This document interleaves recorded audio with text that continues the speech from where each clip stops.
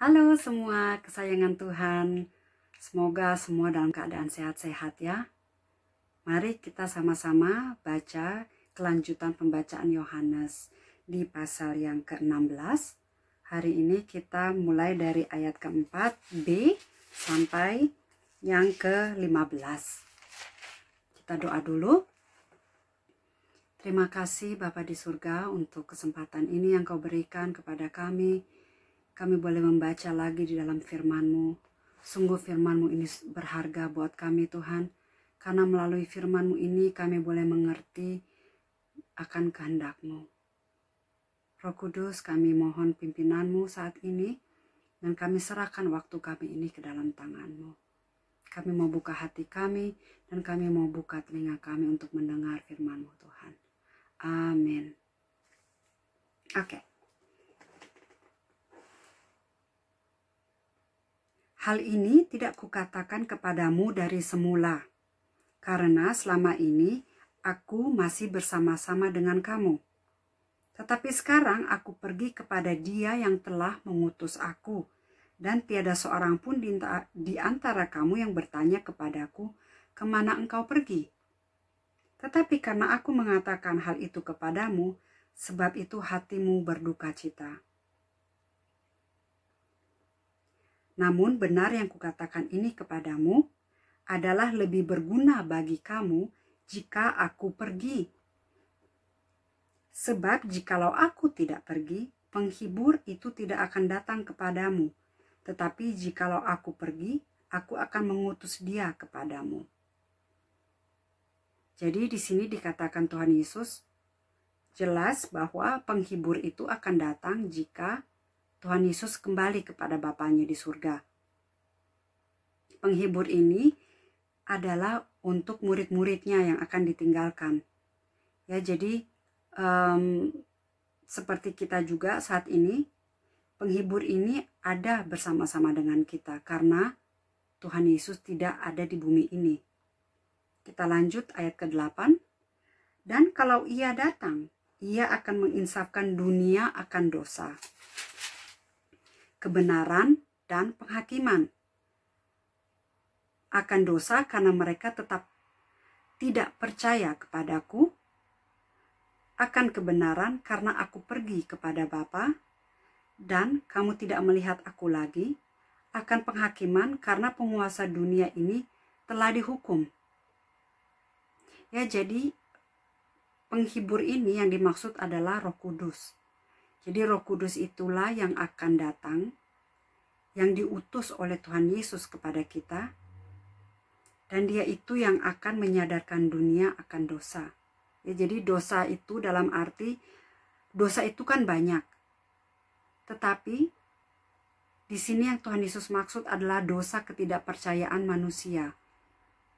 Jadi Roh Kudus itulah yang menyadarkan setiap manusia akan dosanya karena tidak percaya akan Yesus Kristus.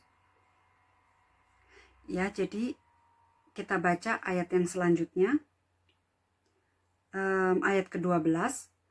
Masih banyak hal yang harus kukatakan kepadamu, tetapi sekarang kamu belum dapat menanggungnya. Tetapi apabila Ia datang, yaitu Roh kebenaran, ya, Roh kebenaran, Roh Kudus, Roh yang dari Yesus sendiri, Ia akan memimpin kamu ke dalam seluruh kebenaran. Sebab Ia tidak akan berkata-kata dari dirinya sendiri, tetapi segala sesuatu yang didengarnya itulah yang akan dikatakannya. Dan Ia akan memberitakan kepadamu hal-hal yang akan datang. Jadi jelas bahwa kebenaran itu hanya kita dapatkan di dalam Yesus Kristus.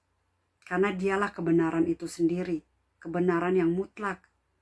Dan karena Dia tidak ada lagi di dunia ini, makanya diutusnya lah Roh Kudusnya kepada kita yang percaya. Dan Roh Kudusnya ini yang memimpin kita kepada seluruh kebenaran Tuhan. Jadi tidak ada orang yang bisa mengatakan, oh kebenaran itu adalah dari diriku sendiri. Tetapi kebenaran itu yang kita terima adalah datangnya dari Allah. Ya, dari Rohnya sendiri. Dan Dia akan memimpin kita kepada seluruh kebenaran dan akan, ini sangat menarik, memberitakan kepadamu hal-hal yang akan datang. Jadi hal-hal yang kita belum ketahui itu akan Roh Kudus bukakan kepada kita. Ya, jadi sesuatu yang dia tahu yang akan terjadi kepada kita atau orang lain, orang-orang yang kita kasihi, atau mungkin orang yang tidak kita kenal sama sekali, tapi Tuhan tunjukkan mungkin wajahnya atau namanya, dan dia kasih tahu apa yang akan terjadi dengan orang tersebut. Karena apa? Karena Tuhan mengasihi kita, karena Tuhan mengasihi orang-orang yang dia tunjukkan melalui penglihatan, ya, bukan secara mata jasmani tetapi secara mata rohani, atau kita merasakan dalam hati kita bahwa orang ini sedang dalam masalah atau apa saja. Tuhan itu bisa tunjukkan melalui Roh Kudusnya kepada kita. Jadi kita bisa tahu. Hal ini sudah pernah saya alami, suami saya juga pernah alami, dan banyak juga saudara-saudari seiman yang saya kenal yang pernah mengalami hal ini. Jadi mereka mendapatkan berita dari Roh Kudus tentang masa yang akan datang. Dan itu betul-betul terjadi. Kita lanjut, ayat yang ke-14.